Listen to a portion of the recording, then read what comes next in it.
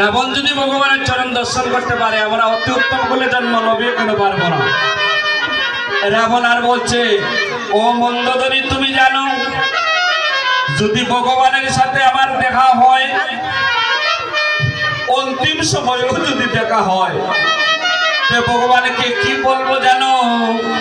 হে দয়াময়, রাবণ বলছে, হে দয়াময়, আমি ভগবান রামচন্দ্রের চরণে বলবো, হে ভগবান, আর কোনদিন যদি আবার আমাকে জন্ম দাও, তাহলে অসুর কুলে জন্ম দিও না, কারণ অসুর কুলে জন্ম হইলে তোমার চরণ ভজন হইতে বঞ্চিত থাকতে হয়।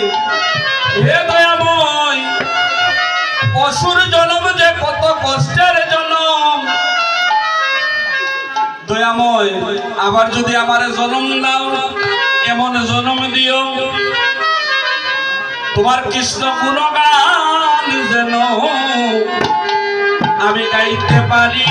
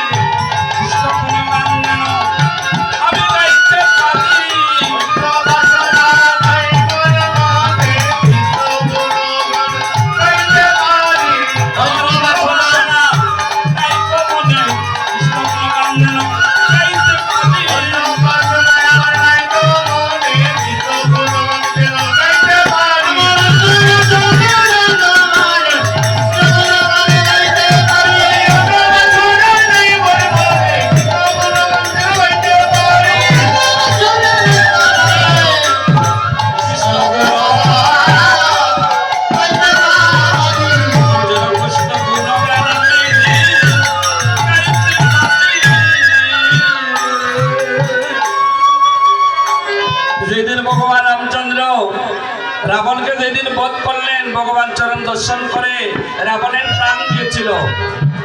আপনারা বলুন, অন্তিম সময়ে যারা ভগবানকে দর্শন করে, যারা জগৎ থেকে যাইতে পারে, তার জন্ম হয় উত্তম জন্ম, তার জন্ম হয় ভগবানের চরণে, যা হয়েছিল রাবণের। তাই আজ কি করলেন,